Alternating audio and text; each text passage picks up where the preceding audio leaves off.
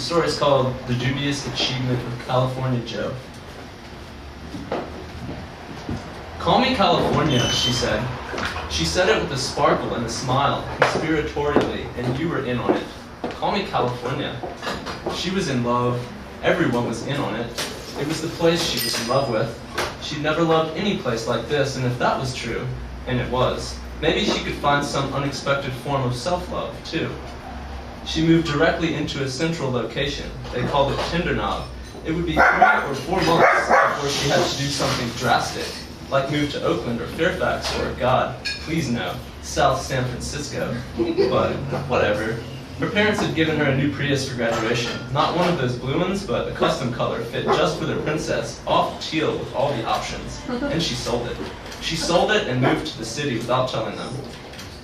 She stripped her phone and paid the difference for a new camera and an audio recorder at some 3rd or 4th hand retailer on Market Street.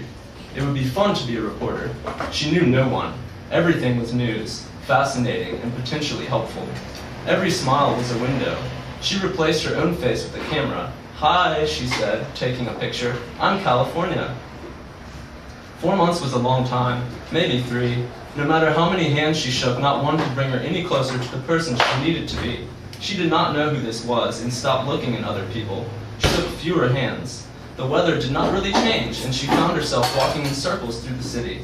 She circled herself, but not like a vulture, more like a dog, a tired old dog trying to find the right place to sit down.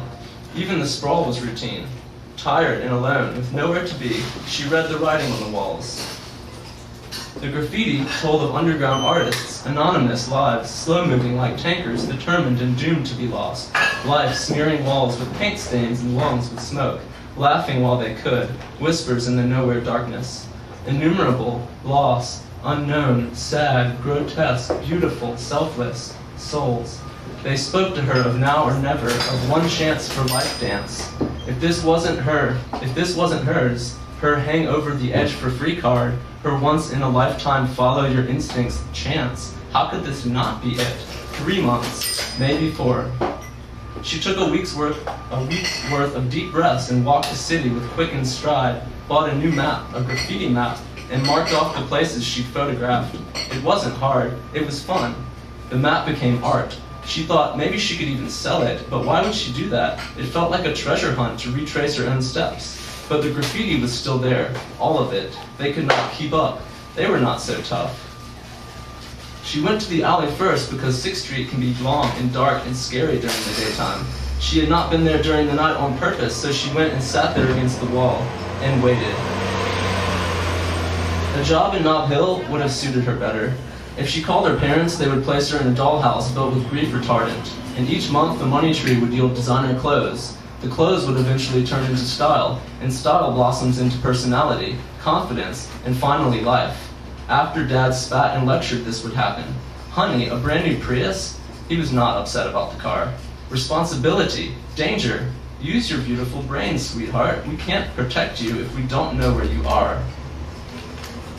It was cold, and as she sat there, late October on the asphalt, a door opened and 2 dark figures emerged, carrying what looked like a toolbox. They stepped into the light, and she could not see their faces, but could make out the different colored caps in the bulky, weathered toolbox. Neither spoke to her.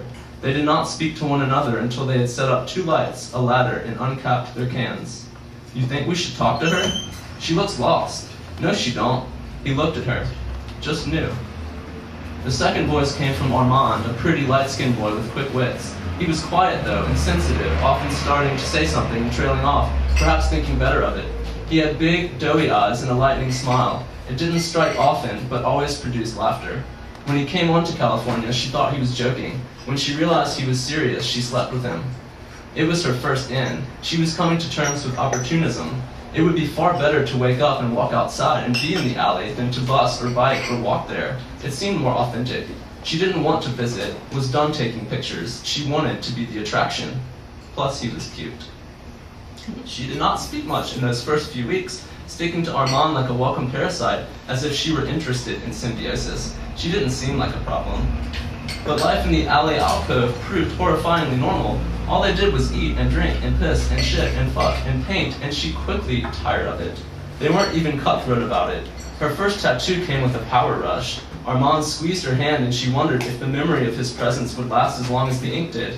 She hoped not, cringing, but not from pain. They were simply not moving fast enough. They were basically dicking off. On closer inspection, the graffiti artists were human like everyone else, only proud of their hopelessness, blind for all their color. She hated them and focused her hatred on Armand. He was younger somehow or newer, but they were all more or less the same, interchangeable. She imagined if she'd slept with someone else that first night, what it would be like. Exactly the fucking same. He wasn't going to become anything if he kept hanging around these people. They were no one, all of them, and she'd have soon quit the scene if she could just think of something better. No way she was going back to her old life. She could hardly recall what that was. She'd heard about Cloud long before the rainy night she first saw her.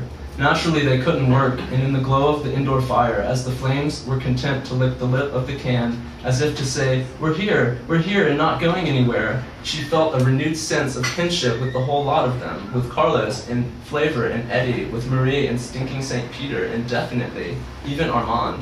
She felt bad for him, sinking feeling in the gut bad. He looked at her like everything was already over, though he hadn't said anything yet, and she certainly hadn't. It would never need saying. He looked from Cloud to California as if tears were inevitable. The light against his face revealed the darkness of an endless cave. His features were sadly incidental, and he preferred no one look at him. California noticed this and looked often. The difference had to be Cloud. She was luminous, the reason for the rain and the fire. It felt that way, that she had brought them indoors for unmistakable purpose, and though they simply played cards and sipped from glass bottles, they all looked up to Cloud. She filled the air with her fontless words, and they sat there transfixed. It was as clear as the floor was filthy. California was watching a myth tell its own tales of adventure and freedom that were certainly real.